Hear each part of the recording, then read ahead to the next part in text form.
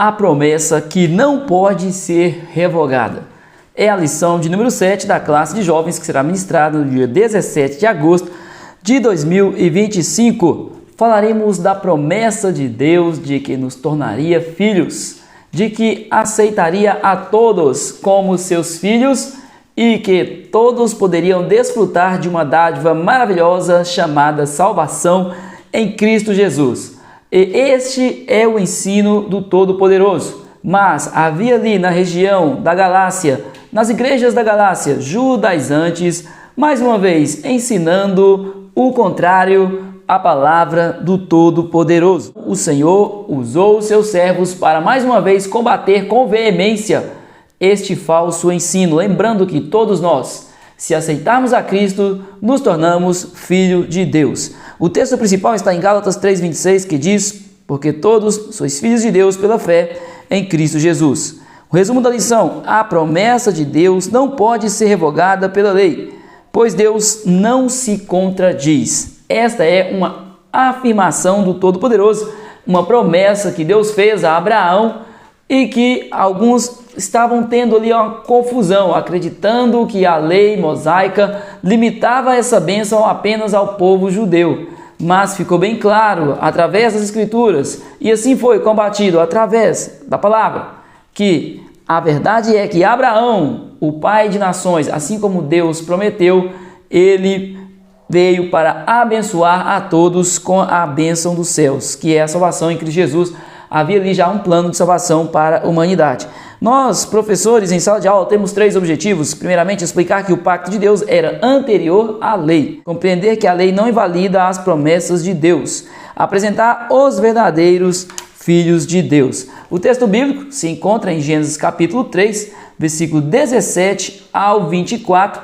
Esta será a leitura que o professor realizará juntamente com os seus alunos. É uma leitura muito importante que assim seja feita em sala de aula, até para que durante a aula o professor possa rebuscar fundamentação nos versículos bíblicos, porque nós estamos em uma escola bíblica e a base sempre será a Bíblia e nunca os nossos pensamentos, mas sim a palavra, a vontade, a revelação de Deus. Já na introdução nos lembra que o apóstolo Paulo se referiu à importância da promessa em detrimento da lei. Que lei? A lei mosaica, em que muitos judeus, os judaizantes ali também, que estavam ali na região da Galácia, tentando impedir, na verdade, impedindo a pregação do verdadeiro evangelho de Cristo. Queriam, desta forma, impedir a pregação deste evangelho, adicionando obras humanas, força humana no sacrifício de Cristo que já foi realizado e era totalmente suficiente para a salvação daqueles que ali estavam e também para nós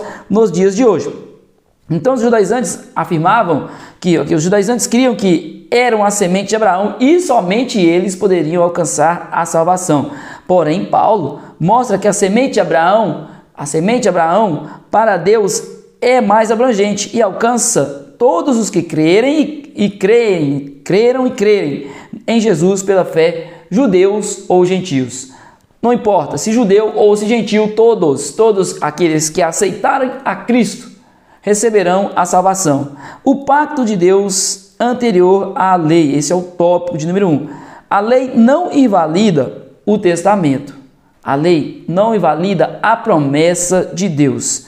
Deus fez promessas a Abraão e destacamos a de que ele seria um pai de grande nação.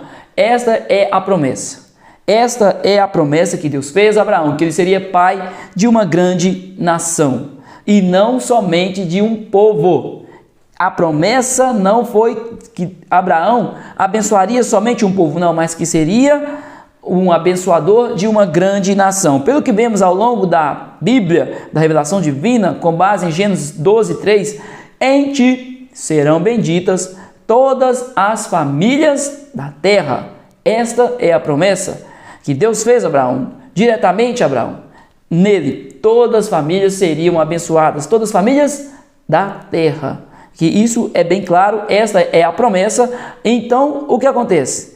Deus fez um pacto com Abraão e esse pacto não poderia ser revogado pela lei de Moisés. Aquilo que os judaizantes estavam ensinando era completamente errado, que a salvação era somente para os judeus, porém não. Jesus morreu sim pelos judeus, mas também para toda a humanidade. O plano de salvação era para todos, todos aqueles que crerem, todos aqueles que aceitarem a Cristo como único e suficiente Salvador de suas almas. Este foi o pacto que Deus fez com Abraão. Na língua grega tem dois significados para a palavra aliança. A que nos importa é a segunda palavra, que tem como pronúncia diatek, colocar por, e traz a ideia seguinte, de um acordo em que as partes são desiguais, ou seja, Deus fez um acordo conosco. Ele fez o acordo, ele colocou os termos e a gente aceita ou rejeita. Não tem negociação aqui para nós, é aceitar ou rejeitar. Diferente da outra pronúncia aqui, da outra palavra, do outro significado, né, que é o pacto feito entre partes iguais. Então, existe um pacto ali onde as pessoas fazem uma negociação, onde os dois combinam algo. Mas não, que Deus fez conosco, a aliança, Ele nos abençoou, é uma bênção. Mesmo nós não vamos ali discutir os termos dela, não, de toda forma é uma bênção, né? De toda forma é uma bênção. Deus sabe o que é melhor para nós e Ele já deixou bem claro, ou você aceita ou você recusa, né? Mas graças a Deus nós aceitamos. Então esse é o termo que Paulo usa para explicar o pacto que Deus fez com Abraão.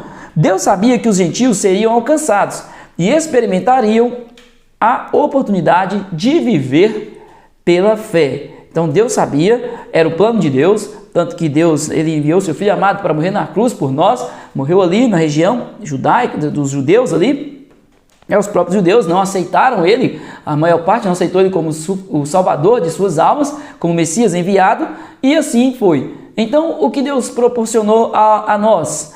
Nos proporcionou a dádiva maravilhosa de poder pregar a sua palavra, de levar o evangelho a outras pessoas, de receber essa salvação, e encarregou-nos de pregarmos esta palavra. Esta herança, ela chegou até nós. Ela chegou até o meu amado irmão e chegou até os nossos alunos também.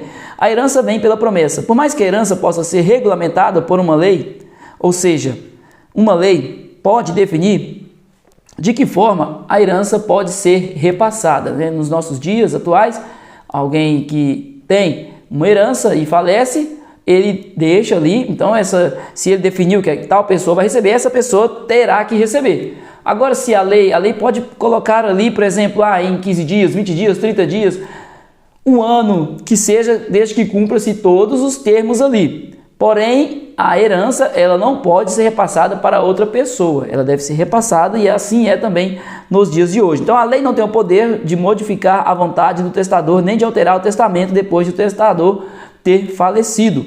A promessa de Abraão, a promessa de Deus a Abraão, não poderia ser revogada. Se o homem age assim hoje, né, nos nossos dias, está agindo de certa forma com justiça, imagina o Deus Todo-Poderoso quando Ele faz uma promessa a nós. Deus, Ele é soberano, Ele é fiel, Ele cumpre a sua palavra. Por que a lei existiu? A lei existiu por causa das transgressões, por causa dos erros. Paulo explica o motivo da lei.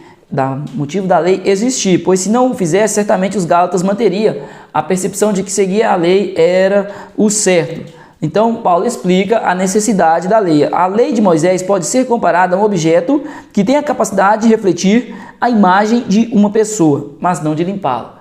O espelho pode refletir a nossa imagem, mas nós podemos limpar-nos apenas na realidade que estamos aqui e não no que está sendo refletido ali. Não adianta, se eu tenho uma mancha aqui na minha face e eu quero limpá-la, lá no espelho eu não vou limpar. Eu vou poder limpar aqui em mim. E a lei é exatamente dessa forma porque ela mostra o erro, mas não pode limpar, não pode resolver o problema. E nós sabemos que Jesus, ele resolveu o problema, este problema do pecado, que a lei mostrava, né? A lei acusava o pecado, mostrava que estávamos errados, mas não poderia nos purificar de toda a impureza.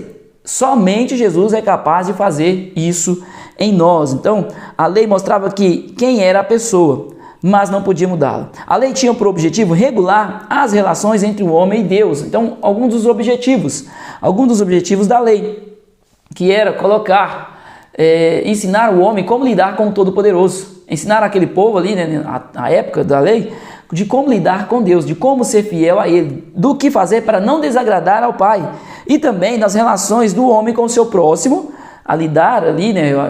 Por exemplo, quando Deus fala não matarás, não roubarás, está falando de lidar também com o próximo, com as pessoas que estão próximo ali, e o homem consigo mesmo, até nós mesmos, não adulterarás, não fornicarás, então de uma forma, ensinando o homem a ser temente, a ser obediente, a viver em santidade, a cumprir o propósito dele com Deus, com as pessoas e consigo mesmo.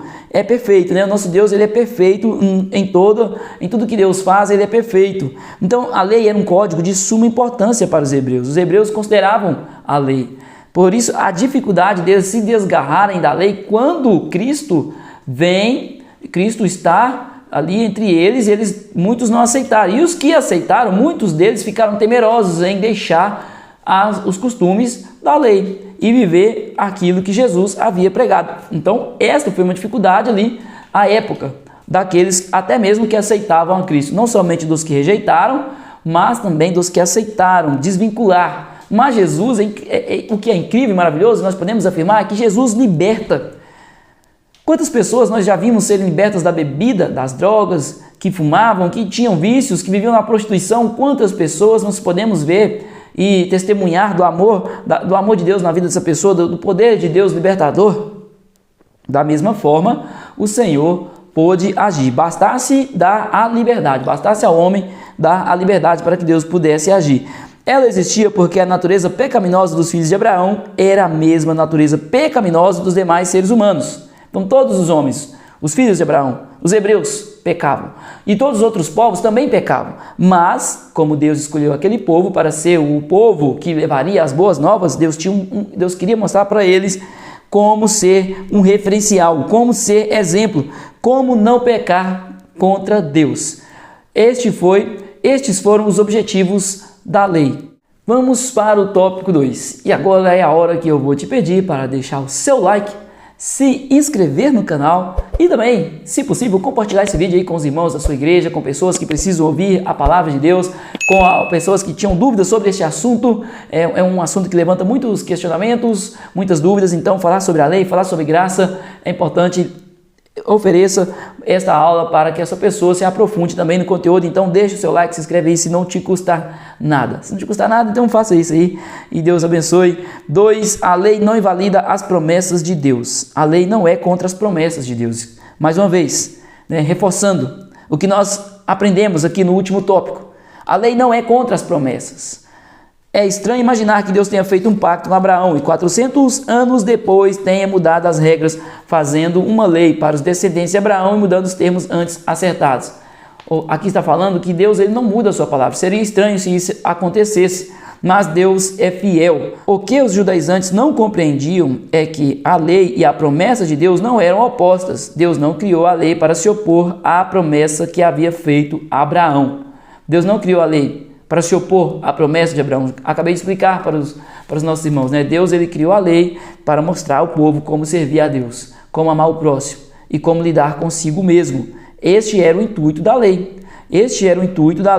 Era a lei que aquele povo escolhido por Deus, o povo de Israel, que foi escolhido para as boas novas de salvação, pudesse assim pregar, pudesse assim viver de uma forma correta. Então a lei era um aio. Como veremos, um aio.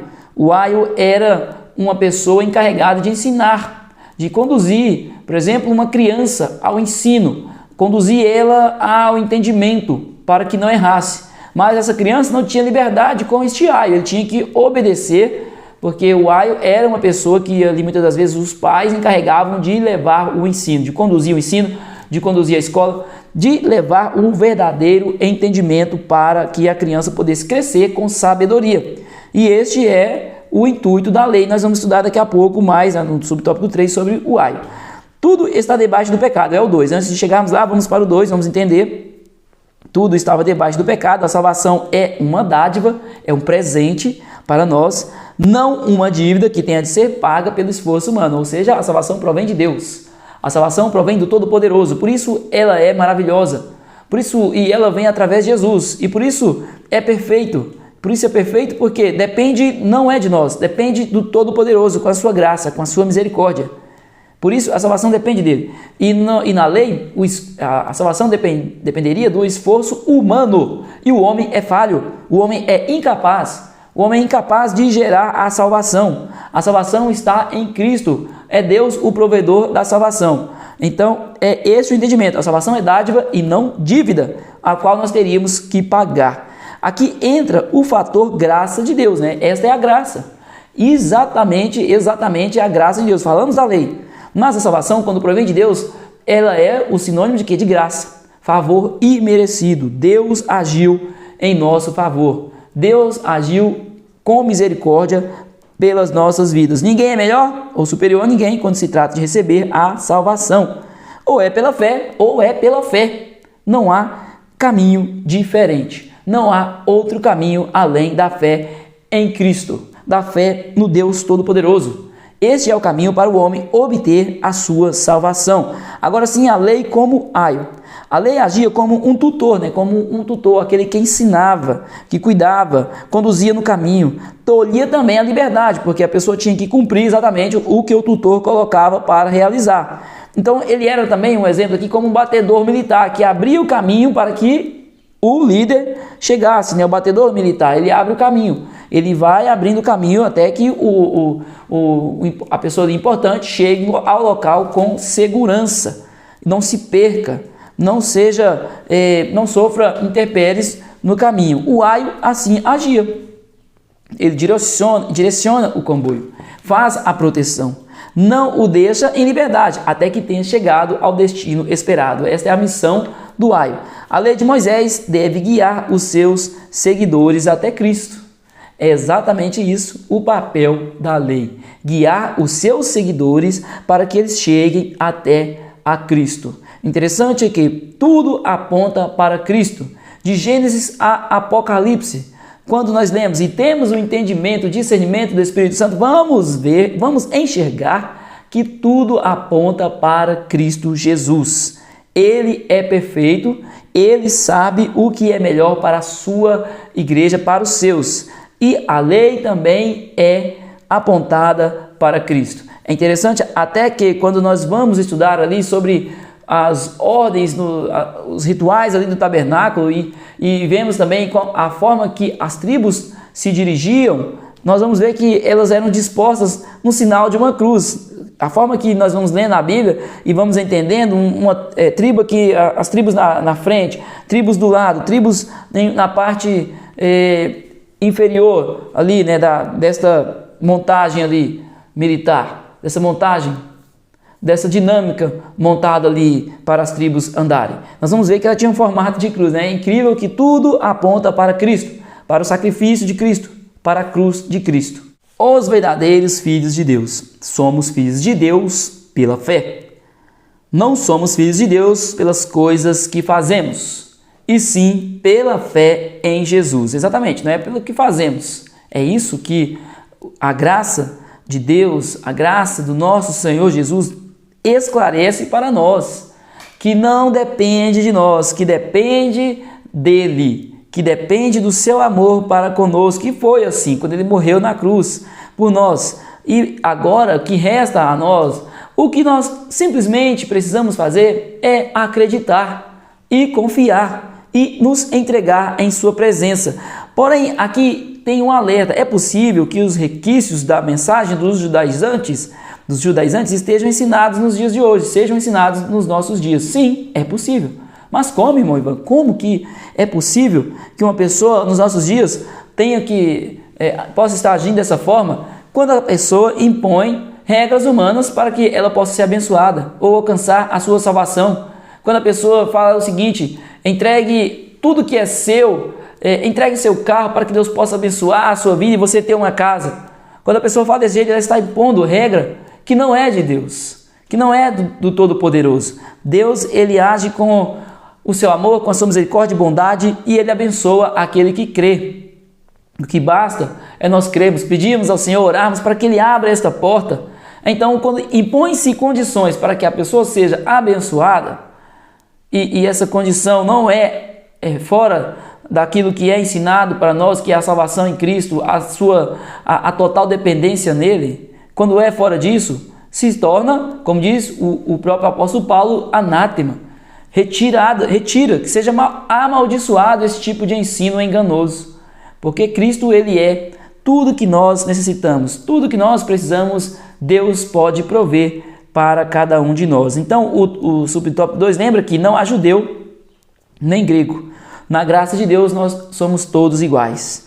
E somos também, antes de tudo, pecadores. Todos nós somos pecadores. Romanos 3:23. Todos os pecados destituídos estão da glória de Deus. Todos pecaram. Todos carecem do amor de Cristo.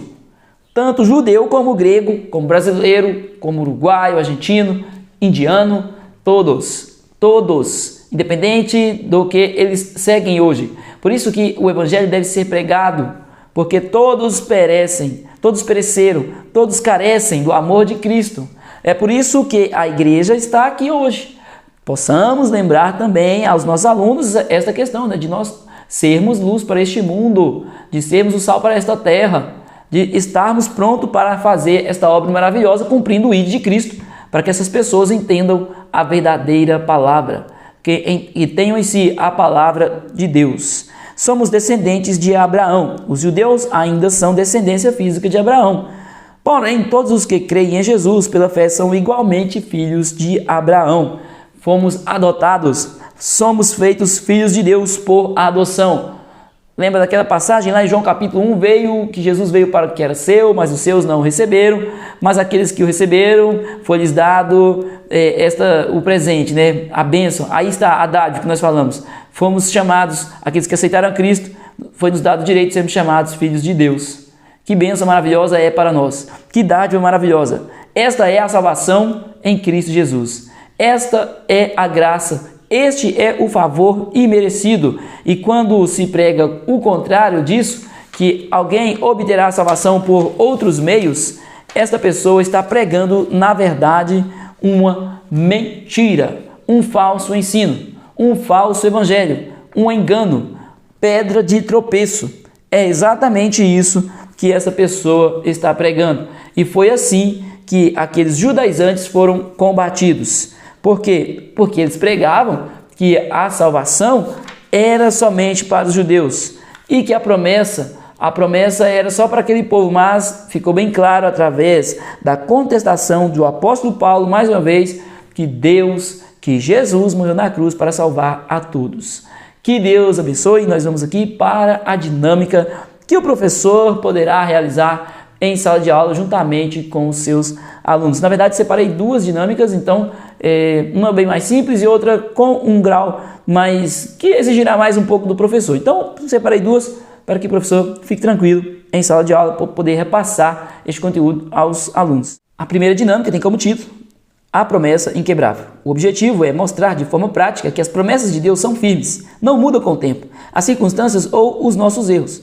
Deus é fiel à sua palavra. O versículo-chave é Romanos 11:29, porque os dons e a vocação de Deus são irrevogáveis. Material necessário, uma fita adesiva ou barbante, cartões ou papéis com promessas bíblicas, exemplo, nunca te deixarei, eu sou o Senhor que te sara, estarei convosco todos os dias, e também uma cadeira ou mesa. Tesoura também é o material que o professor ou a professora aí precisará utilizar. Então vamos para o passo a passo da dinâmica, da forma que deverá ser realizado. Colhe os cartões com promessas bíblicas em uma corda ou linha esticada no ambiente, aí onde o professor estiver, simbolizando o fio da promessa. Deixe a tesoura visível, mas sem usá-la no início. Então deixa a tesoura de uma forma visível, em cima da mesa ou algum local que o aluno que irá participar da dinâmica possa ver. Vamos desenvolver? Então, escolha um voluntário do grupo, diga que ele vai tentar romper as promessas que estão ali. Fala para ele, tente romper as promessas que estão ali. Ofereça objetos como tesoura, por exemplo, e peça que tente cortar a corda. Quando ele tentar cortar, você o impedirá. Você o impede gentilmente, obviamente, dizendo, as promessas de Deus não podem ser revogadas. Nada pode invalidar aquilo que Deus prometeu.